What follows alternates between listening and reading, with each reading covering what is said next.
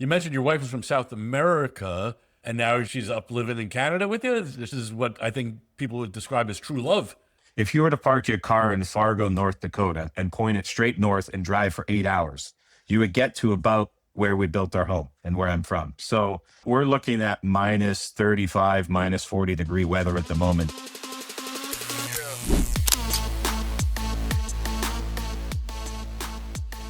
All right, welcome back to another edition of the Business of Betting podcast. I'm your host, Jeff Edelstein, senior analyst with InGame. I'm joined today by Adam Chernoff. Adam can be found at adamchernoff.com. And Adam, just looking through like what you've done in your career, what haven't you done? I think might be a better place to start. What was that search like? That had to take you a lot of different directions when you were looking at that, didn't it? Just when I thought I had you pinned down as a capper, you're running a lotto thing. Just when I have you pinned down running a lotto thing, you're a casino manager. Just when I have you pinned down being a casino manager, you're become a writer. At the end of the day, really, what haven't you done in this industry? And what do you, in your heart, consider yourself to be? I think I'm starting to figure that out now. So what haven't I done? It's a good question. To put context to it, I left home mid-teens and got into the industry 15, 16 years old and have been in it every day since. And so if we go back 17, 18, 19 years and think about what this space and industry was versus what it is now, I think I get a little bit of grace for trying to sort of navigate that through the years of 18 to 28 or 29. And so amid that, amid my wife being from South America, a willingness to travel, doing fairly well at stops along the way, I've been able to sort of enjoy a lot of freedom. But I think the fortunate spot I find myself in some 17, 18 years later is I've been able to do a lot of things and become very well-rounded. And now it's at the point of my life where it's like, okay, we're going to kind of start removing things from the equation and focus on a couple things going forward for longevity, just because I enjoy it so much. So I've done a lot. I've been a pretty high end on multiple sides of the industry. And now I'm kind of refining things a little bit here as I get to the tender elderly age of 33. Jesus. Unbelievable. Yeah, you've probably done more in the 15, 16, 18 years than most people do in a lifetime in this industry. And I guess, the first thing that jumps to mind, obviously, a lot has changed in the industry in that time frame. As someone who really is their bread and butter is looking at the NFL and making picks, what's changed the most over the years? I mean, has it gotten harder as more people have gotten involved in it to find those edges? I think it depends on the side of the industry that you're in. In general, that is the main talking point because there's more people involved. Numbers are sharper earlier. From the props perspective, there are more people putting out numbers. There's more participants in the game. And sportsbooks have the opportunity to book all of these markets over and over and over again several times a week. Years back, it used to be just basically playoffs and primetime games. And so on one hand, if you're looking at it from that perspective, yes, the circumstances and what it requires to win have become more difficult. But the counterpoint to that is there is so much more surface area to attack as a bettor. You have all these different sports books. You have all these different markets. You now have the prediction markets opening up. There was the sweepstakes run where you were getting different edges. There's new house rules. There's new offerings. And so recently was working with a professional betting group for the better part of 3 years. Some of those guys were having the best years that they've had in 2-3 decades in the industry because there's so many opportunities. And so I hate to give both sides of the answer, but is it harder for someone new coming in to win or pros with longstanding edges to maintain that? Sure. But at the same time, there's a lot more room to be creative and find edges than there ever was before. So it's both sides to answer the question. On your site, again, I'll repeat it, adamchernoff.com. This year, this past NFL season, you said that you were 55 and 37, good for a 60% hit. And virtually all of that on sides and totals, you put that out over a lifetime, that's going to be a marvelous looking number. Everyone that I talk to, I mean, not everyone, it's, the prevailing wisdom is there's not a sharper, tighter market out there than NFL sides and totals. Without giving away the farm here, what edges do you think you have to continue to beat that market? Well, it's 17 years now. There's been 1 or 2 years in there that were pretty ugly. Been fortunate to be on the better side of a lot of those, and this season was one of the better ones. It comes down, for me, experience. I don't think there's a lot of people who have again, go back to the opening question, kind of seen a lot of sides of things. And I've been able to learn from some very wise bettors who have done this a lot longer than I have and will be doing it a lot longer than I will be. And just over time, through game watching, through understanding tendencies, understanding markets, having good connections to other bettors and understanding what they think and being able to rely on those connections weekly, it provides kind of a unique viewpoint that I'm able to tie into and have had a lot of success with. And I think it depends kind of who you ask when they're looking at some of the methods that I have or how I look at games. There'll be some disagreement and some lack of belief that that's something that can be sustained long term. But season after season, there tends to be a lot of interest in what I'm putting out, whether they want to admit that or not. And a lot of those people are reading what I put out as well. So it's really, simply put, experience. I don't have some magical model or a team of programmers I'm working with or running scripts in Python and what have you. It's just good old fashioned experience. And it's how I've lived in the industry for years now. So I don't want to put words in your mouth. So, but I'm here. It's a combination of numbers and what you're hearing and what you're seeing, and it's a little bit of a stew. Yeah, I mean, I'll watch the vast majority of every game every week. Thankfully, now with some of the tools, we're getting games segmented down into 30, 40-minute runs. And so that makes it easy to follow the league. I'm very confident that I have access to really good information, not only on a team level, but from a market making level as well. So I have a lot of numbers from other sources that I trust. And then I have all these years of watching markets, setting markets, betting into markets where I have a pretty good feel. And I know there's a lot of discussion about how tight the NFL is from sides and totals, but I think one of the reasons I excel there and tend to not do as well in some other more beatable markets is I think I could really gauge sentiment quite well. And I can understand some of these numbers at a bit of a different level than other bettors do. That gives me some added edge, whether it's a percentage point or two, whatever it takes, it adds up. And so it's honestly a combo of a lot of things. And I wish there was like a sexier answer, that it was just some great output that came from something, but it's just a lot of watching, a lot of listening, a lot of reading, and a lot of good connections that lead to making some good decisions, mostly better decisions than not over the course of the season. I know you've written in the past about your entry into this business and how it kind of took mom and dad by surprise a little bit. I was going to say, how is that going now, all these years later?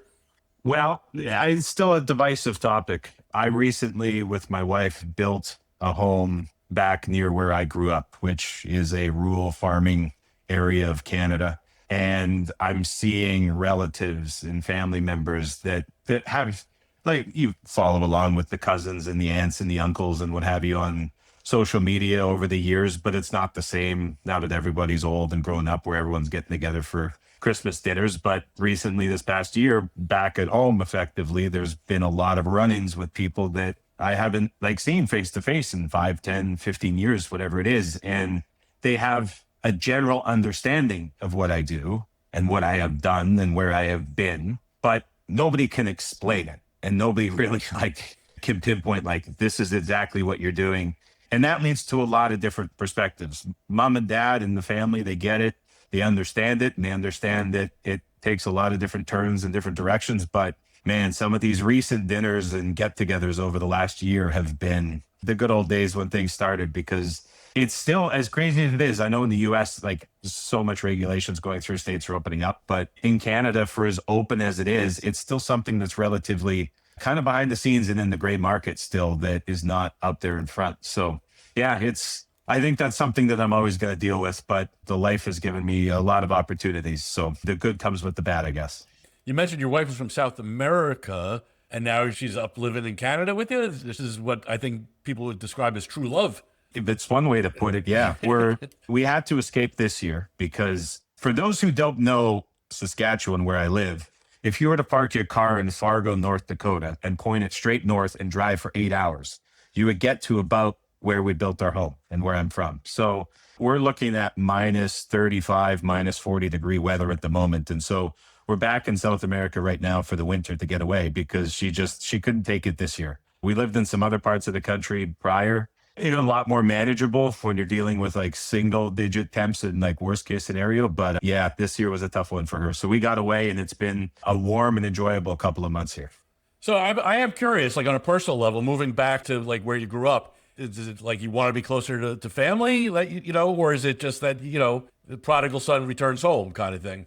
Couple things. The biggest one was working with the betting group that I was with for 3 years. That was my first real foray into full-time professional betting every single day. And they specialize in college sports. So it's between the football, 130, 140 teams, college basketball, 350, whatever it is now. To experience things at that level was kind of like, that was always the dream that I had. Like, I'm going to bet every day professionally for a living, and that is what I'm going to do. By the time year 3 got around, and even earlier than that, I was like, this is not something that I'm going to be able to do and be alive doing physically and mentally for the next 15, 20 years into my 50s when I could retire. And so it was a kind of a rude awakening for me, where you get to that level where there's not a lot further to go, and you're kind of living like the dream, if you will. And I'm like, this is brutal on a day-to-day basis. And so the building of the house and the creation of kind of like the dream home and going back and setting everything up was kind of like a validation in a way to saying, like, this has been all of these years of work. We've had so much fun. We've been doing all of these things. We've been going to all these places. We've had a great life, but like, let's finally set something down and do it in a spot where we have friends, we have family, and we're not the two random people that are bouncing around. And so it was kind of like a validation of the years of work and everything done, but at the same time also, like, for the first time ever, we're going to settle down a little bit. So a bit of a combo. Going back to the NFL for a minute, I mentioned your record this year at 55-37. Obviously, you're not betting every game. When deciding which games to bet with whatever methodology you're putting out there for yourself, is there a sharp dividing line, or is there more of a like a little bit fuzzy, I think I'm just going to go with my gut? When you say sharp dividing line, you're talking like a number that I'm not going to go past, or how do you want to sort of look at them? I can break this down. Yeah, I guess like when you're like looking at the numbers and you're saying, all right, this is a go or this is not a go, like how are you just saying you're like, how much of your stomach is getting into your brain when it comes to making these decisions on which ones to fire off? A lot, honestly. And that goes back to the experience. There's points of key movements that like I'm not going to go against. There's times I think about Houston and Pittsburgh playoff game in the wild card round where I was pretty big on Houston myself, and I'm doing call after call after call with different pros and different people I speak with, and they're just enamored with Pittsburgh at home with the points. And so there's scenarios like that where I'm not going to oppose, and you're exchanging numbers and you're getting back different like buy points or sell points that people have that kind of paint the picture for it. In general, when things tend to align from all of those, I'll be a lot more willing to go and play into a number that might be viewed as maybe I'm not getting the best of it, or I'm getting in late, or I'm willing to take more of a wider spread on that, just because I think the info that's coming back to me is better than maybe what's reflected in the price. But yeah, it's a lot of feel. You want to call it gut, want to call it experience, whatever it might be, perspective. It's a lot of that for me, for sure, that I'd be willing to trust more so than just a blind number that's being thrown out there. I have like zero American dollars to show for, but I didn't like the Chiefs heading into the season. I thought the division was difficult. I thought they were getting older. I thought the game was passing Andy Reid by a little bit, right? And as the season wore on, I was proven more or less right. The Chiefs were not the same team, right? But I kept finding myself saying, man, this line is off. The Chiefs should be bigger dogs or less favorites here. And I kept coming back to the thought that, like, replace Patrick Mahomes with John Smith, replace Travis Kelce with Billy Johnson, right? And the numbers are way, way, way different when you look at the Chiefs, spreads and totals this year. And so I guess my question to that end is, like, do you find, again, even in NFL sides and totals where we're being told that these numbers are chiseled and hammered each week, that, names like Patrick Mahomes, teams like Dallas Cowboys still carry weight and still like have an effect on where that number is going to land? Yeah, we see it in the market every week. The Chiefs at a place like Bet War, which taking the biggest limits, most influential book in the market this year, there was a guy over there that was betting them every single week, and he was moving the market point and a half, 2 points sometimes.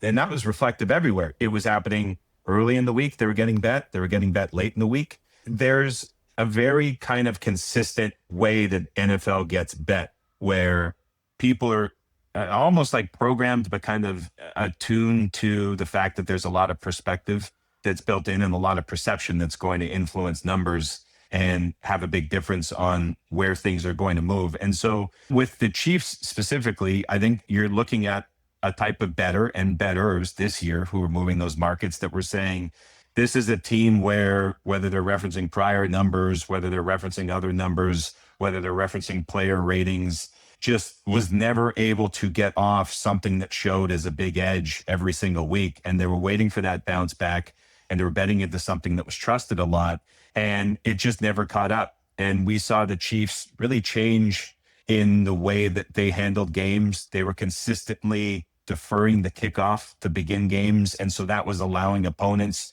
to have a chance to score early. And we saw a lot of early drives go against the Chiefs. And it just forced an offense that was looking for answers into trying to chase and catch up and figure out a way to come back when so many teams have become so great at defending what they do. And it was kind of an adversarial spot against themselves that they found themselves in consistently week after week, while getting the best shots from all these other teams that they were facing. And so it was a tricky sort of season when you're looking at that. But then you have a new crop of bettors that was saying exactly what you were saying, where this is not enough in terms of the other team and the points they were getting. They were pretty content betting against it. So again, it comes back to experience within the NFL. You see these things happening, and you just have to be able to adjust to what's going on in the market. I want to wrap up our football conversation by asking you a pointed question here, Adam. Give me everything you got for the Super Bowl. Who am I betting? What am I doing? I want to know right now. It honestly seems like an over to me. I think the Patriots offense is throttled back by the conditions they played in the last couple of weeks. Scenarios: bad weather, windy, cold, snow. Not going to have any of that in Santa Clara. And then you have Seattle against the 49ers. They didn't have to do anything. They were not pushed offensively. Against the Rams, they were, and we saw that offense move up and down the field without issues. And so these concerns about Darnold being hurt, I no longer buy. The rumors about Drake May being hurt, I no longer buy. There is a lot of sentiment that the Patriots offense is no good. I don't buy that at all. And I'm not buying into a lot of the strength of schedule nonsense that's kind of content filler. And so I think this is a game that will play into the 50s and be a pretty entertaining Super Bowl myself. Oh, I see. I get with the prevailing wisdom right now. Well, it's interesting because all the talking points are the Patriots are a little bit of a fraud team. They didn't play anybody, as you said. They've had a little bit of a cakewalk, but it opened at 4.5, but got bet up to 5. And I think I didn't look this morning, but I think it's still sitting around 4.5. So you're hearing all the narrative about how the Patriots don't belong, but 4.5 points. I mean, this isn't like the Niners when they were 19-point favorites against the Chargers, 20 years ago or whatever. And this goes back to my Chiefs answer, where I'm saying there's a lot of people that bet NFL the same way, and they look at the same points and they think about it the same way, and where experience tends to matter. And so the Chiefs were bet the same way every week, waiting for that kind of bounce back, if you will. And like you said, the strength of schedule talk making the Patriots a fraud is everywhere. You turn on the TV, the radio, podcasts, whatever you're doing, that's the main talking point. You can't control who you play as a team. The schedule makers decide that for you. You can control how you play against those teams that you face on the schedule. And the Pats are dominant against the point spread, second best team in the league. So they're exceeding the expectations of the closing line by a massive margin. They're covering by nearly 8 points a game. And aside from that Broncos game, which was tight and bad conditions, I mean, they've been killing teams all season. And so there's so many of these high level talking points that just drown out so much thought process in betting the NFL. Strength of schedule fits that very well. And this year is a very good example of, I mean, if you're trying to time things betting against the Pats, and you have been the whole season thinking that they're a fraud, you're in a world of hurt at this point. So the same thing goes for those backing the Chiefs and waiting for that bounce back that never came through.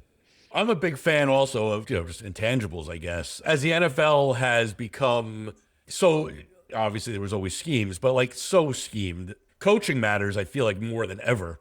Where a good coach, I really think, can add 5, 6, 7 wins to a team. I think Vrabel is a little bit of an example of that, in instilling something. But what really got me about the Patriots was on that game clinching naked bootleg that Drake May ran. That was not the play that was called in. That was not the play he called in the huddle. That was the play that he saw. He said, I'm doing this.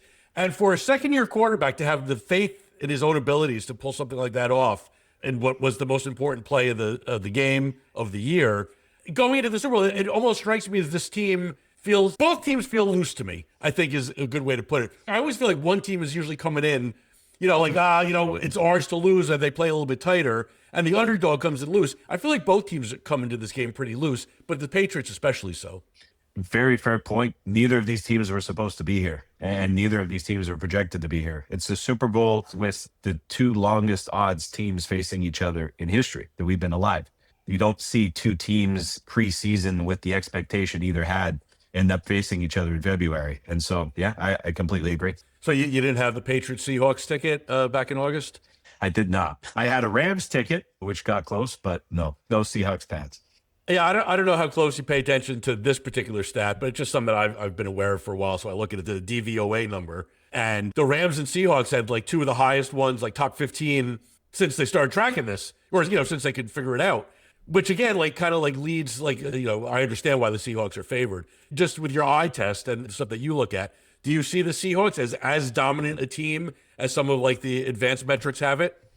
Defensively, yes, without a doubt. And they have been all year. And that's the staple of Mike McDonald and what he is. The hard part offensively is, one, you have Sam Darnold at quarterback, and there's just the what if or when or how long is this going to go factor that's been really hard to get by. But then also they've had kind of two different seasons in one. They started off just deadly offensively, and it was downfield, big strikes, just running teams out of the building. And then late November, early December, they hit a bit of a slump, a little bit. The offense changed. And so that combined with what we've kind of grown accustomed to thinking about Sam Darnold as was a weird combo to kind of get through mentally. And then he had this injury he carried into the playoffs. So the answer should be that no, on the offense, it should have never been a concern, and we should have been looking at this team as good as they are all season. But it was hard on offense. But defensively, they've been awesome all season. Yeah. Again, I'm putting you on the spot here. But are there any matchups or individual players that stand out to you, like heading into this game, if you think it's going to be high scoring? No, not yet. I would say just from like kind of a prop perspective and how I see this playing out, like Darnold completions, the Pats have been a lot better against the run since they got some guys back in the last couple of weeks in the middle of the defensive line and at linebacker. So I think you're going to see a lot of kind of shorter, quicker passing from Darnold to open that up. It's kind of a staple of Kubiak in some of these games. And just thinking about how Vrabel's going to play things defensively, I think you're going to see Darnold throw it more than expected. And without the injury concerns, that's probably a positive. And then in these games, you just see QBs running like crazy. And so I think May is going to be enticed to use his legs a little bit more than expected to. I know that that's going to be a bigger number once we get to the props opening up, but it's hard for me not to see some big runs from May coming, just giving how the Seahawks play things defensively. And likely Pats in a close game are trailing just based on the number and kind of how this looks. And so that kind of entices some more runs as well. So whether that's attempts or yards, that's something that I'll have my eye on. Right. No, I got a couple of decades on you, so I'm old enough to remember when first-round quarterbacks were drafted, more likely than not, they were not expected to start the first year, possibly even into the second, third year.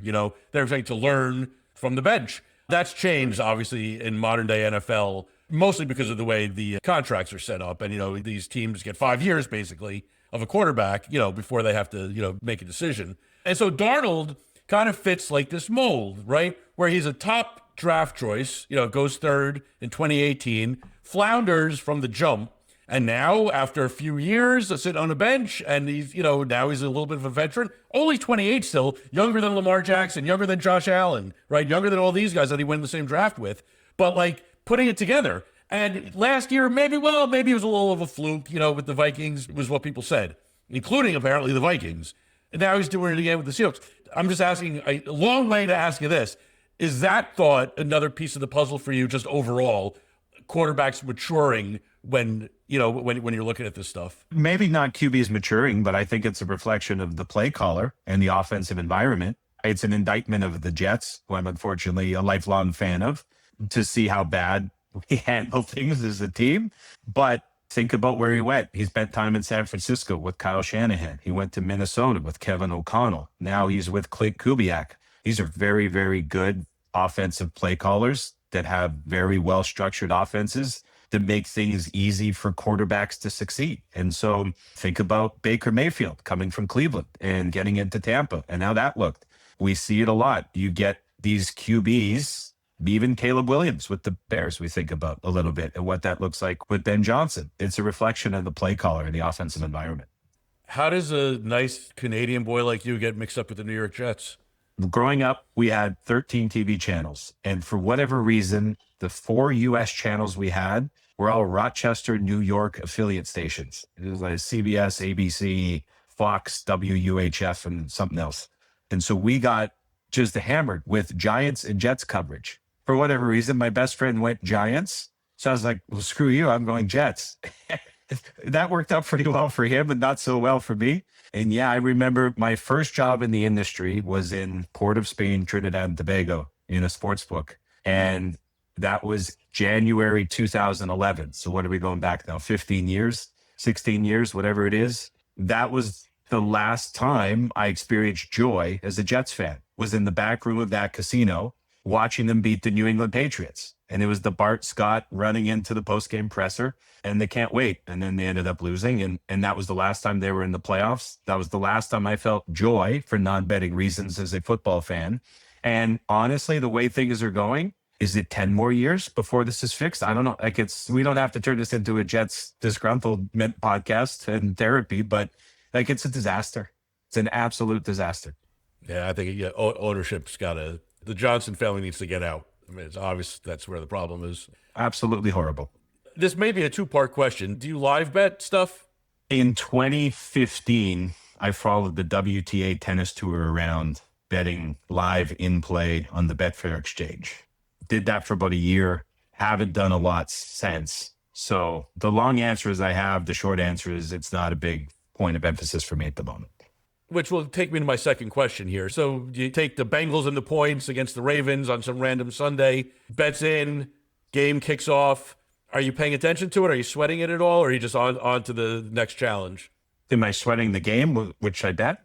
Yeah. Are you going to watch it? Do you care? Or is it just, Zach Galifianakis numbers at that point? I watch every minute of everything I have and I sweat it the full way through. Always have, always will. That's the reward. Like when you put in a week's work of work and you have these games lined up and you're in and you're invested and you got the best of the number and you're watching it unfold and your opinion's validated, that's the best feeling ever. And post game, you have a good day. It's, I don't know, 6:45, 7 p.m. Eastern time. The afternoon games are done. You know you have a winning day in your pocket. Hey, you feel 10 feet tall. It's the best feeling ever. And part of the reason that I've always come back to this line of work is the satisfaction and the validation that you get in a good week's worth of work, and you're winning and you know the result and you know you did well. I've worked on the sportsbook side. I've worked on high level on the affiliate side. I've worked on the operator side.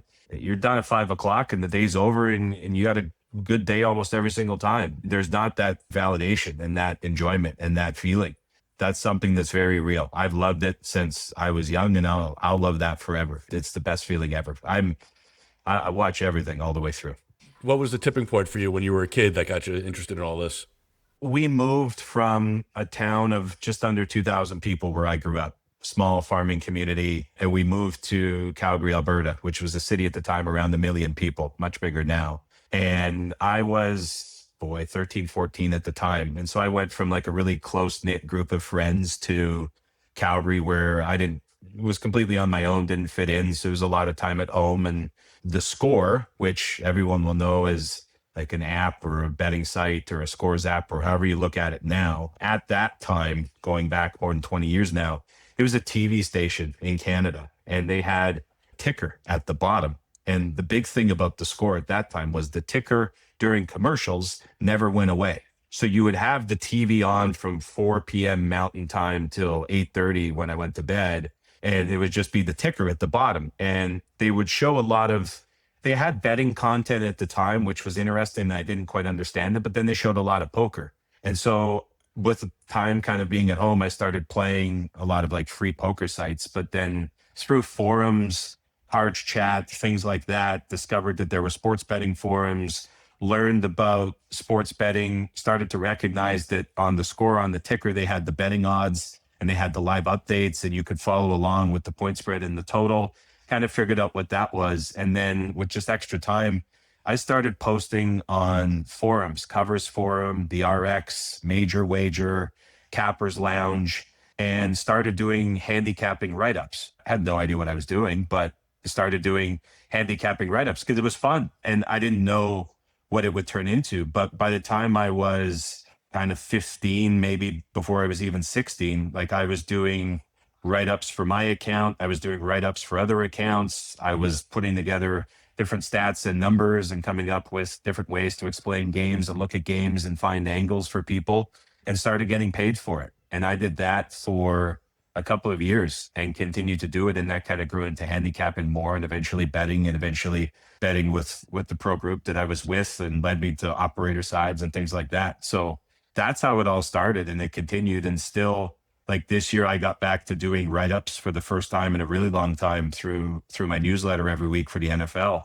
And it's what I started doing. It's what I love to do. And I get a lot of joy from it. Pays well too, but it's a lot of fun. It's a cliched question, but you're young enough that I think it actually has value. I mean, if this all disappears tomorrow, like what field do you think? Where do you go? What do you do?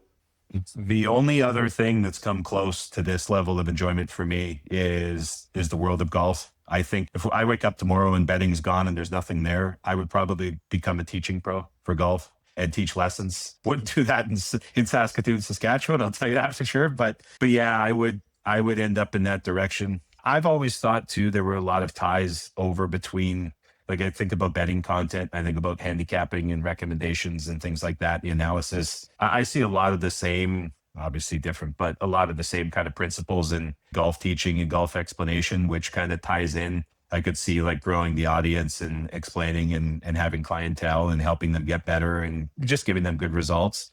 So if everything goes away tomorrow, that's where I would be. But as long as the betting industry is here, I'll be in it. Very likely on the other side of things rather than betting going forward. But yeah, that's the only thing in life that's come anywhere close to that.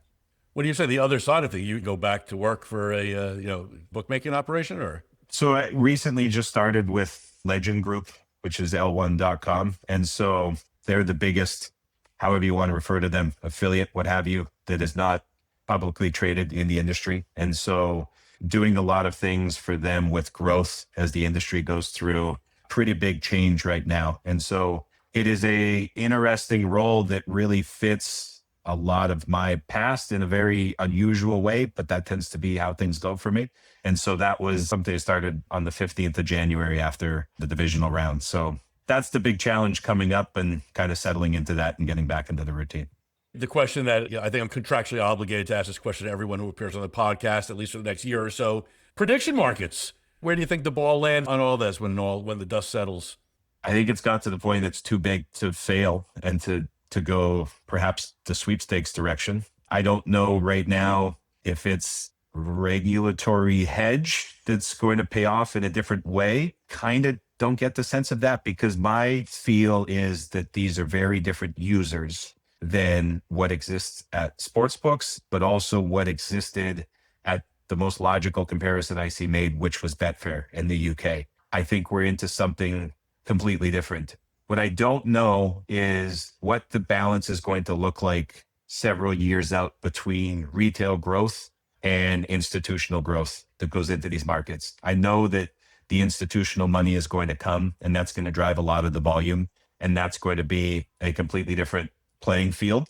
I don't know what it looks like at the retail level and where that goes. There's a lot of speculation I see, but I just have never been able to get to a confident opinion on where that's going to go. So it's a lot of fun to watch and probably the most enjoyable news cycle from an excitement perspective, especially now on this side of the world that I've ever been a part of. I mean, I'm enjoying these twists and turns a lot more than the state launches. I'll tell you that for sure. So yeah, it's fun to be a part of, but the big question to me is what happens retail wise the next couple of years. So, you're a gambler. I'm a gambler. The vast majority of people listening to this are gamblers in one form or another.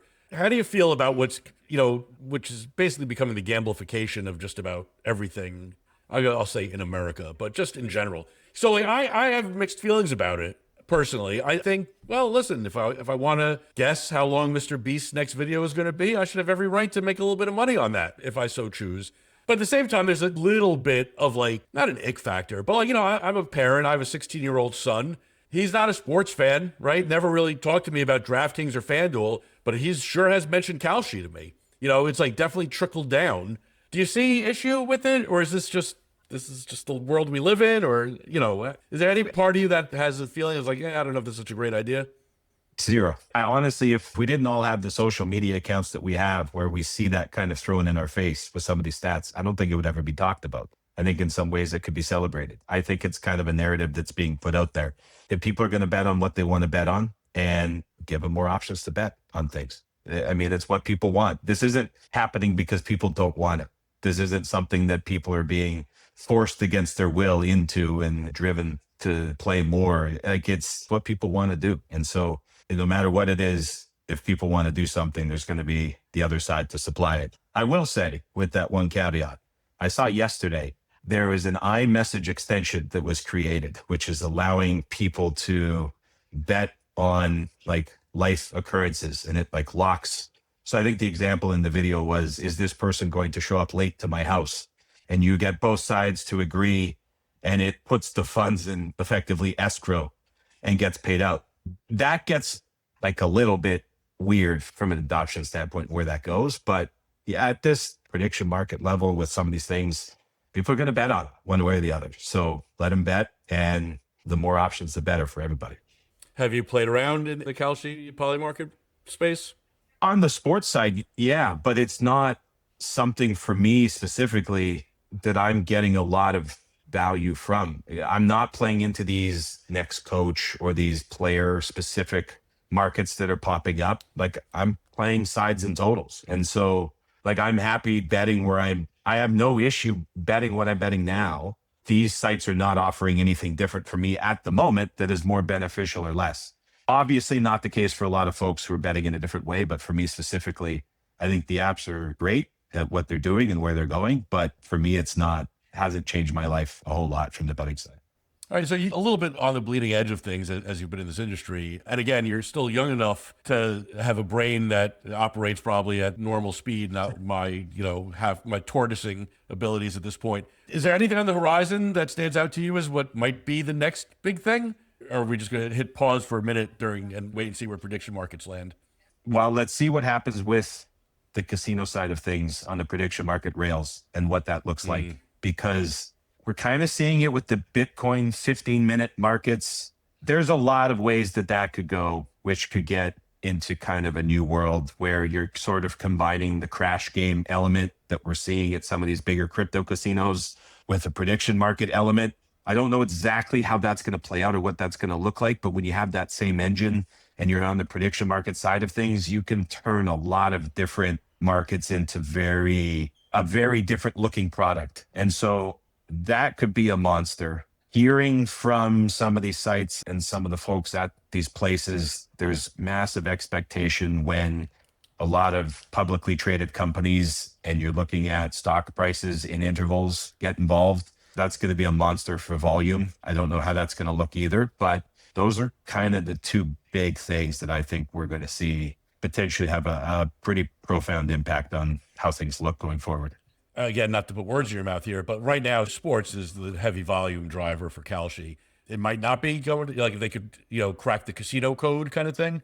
2.8 cents at the next spin of this roulette wheel will be a 3. Well, it's not just like, is someone going to be backing roulette or like laying the price? Like, I don't think it's that. I think it's like how these Bitcoin 15-minute markets are kind of a good example. So you think about some of the crash games, Aviator, and how those games look and how they act when you're overlaying that interface on different markets that have that time interval, and that's acting as a casino game. That's where the lines start to get blurred a little bit, and we start to see things look and act a little bit different. I think that's where we might see things really shift. But it's like 90-10 sports on Kalshi. I think poly markets less. Those numbers to me feel a little bit skewed because they're so Q4 heavy. And so hearing that might be a bit exaggerated when we're looking a year from now and we have the full scope of picture. I'm also wondering, I don't get the impression that that's going to flip to 90-10 the other way, where you have those other markets dominating. But I do wonder if there's kind of content tie-ins. We saw the Golden Globes or whatever the award show was have quite a bit of success. Like, do we see that level of things tied into different content verticals in different spaces within the world and different industries? And then that starts to fuel a lot of growth back the other way. I think that's possible, but that's still maybe a little bit ways away. And that's obviously going to require a lot of money too. Well, I'm kind of waiting for The Bachelor to strike a deal, right? So you could, as I'm watching The Bachelor, I live polymarket odds on, who Susan's going to pick, right? Like that seems like a natural place for all this to go. They've done a phenomenal job, whether intentional or not, of somehow avoiding the negative stigma that sports betting has found itself kind of lodged into. There's almost a feel that I get reading and hearing things that sports betting is causing this addiction and manipulation, and games are fixed, and there's this like negative athlete stigma around sports betting that's kind of pushing things down. Meanwhile, prediction markets are predicting the future and a better way to gauge the news, and this like all-inclusive, everyone's okay because it's peer versus peer. Like they fell into this pocket of culture that is so different from sports betting, even though it's not different at all mechanically, for the most part, that like 2 years from now, when there's a massive snowstorm across the United States, is it commonplace for just the everyday person to pull out their phone and look at Kalshi to figure out what the percentages are of certain amounts of snowfall or certain amounts of rain or what the weather's going to be, like where it's not even, because I don't know anybody who doesn't bet on sports that's curious about the Super Bowl and they're like, what's the point spread? They're like, oh, Seattle's 68% to win. I think there's a very real chance that it just becomes normal that it's someone's thinking about the Super Bowl and they look at Kalshi and they say, oh, Seattle's 68% to win. And it almost becomes just second nature thought-wise. If that happens, and whether they're trying to do that or not, it's hard to ignore that not slowly happening. Meanwhile, it feels to me like sports betting's going the other way. You just said something about a snowstorm. We just had one here in New Jersey. I've probably got a foot or so of snow. I joke that I have a $300,000 house and a $200,000 driveway. It's a giant driveway. It's a pain in the ass to shovel. And it's a big driveway. And now that we're talking, I didn't want to hire someone to plow. So I was out there for the better part of 2 days shoveling, right?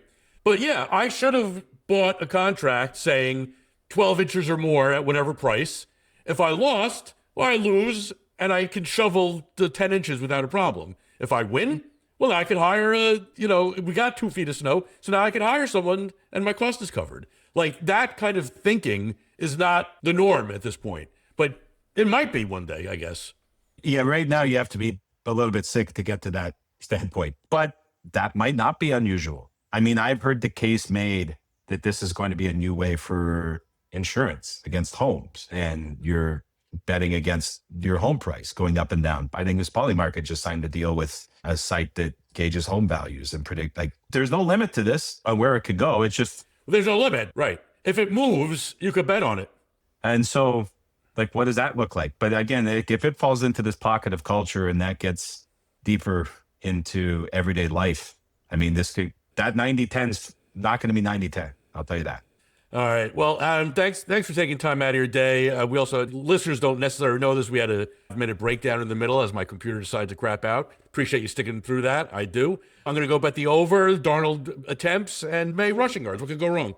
Full game over sounds better than the 2 props overall, but yeah, no, what could go wrong? What could go wrong? Adam, pleasure, man. Thanks so much. Good luck. Thanks very much. Chat again soon.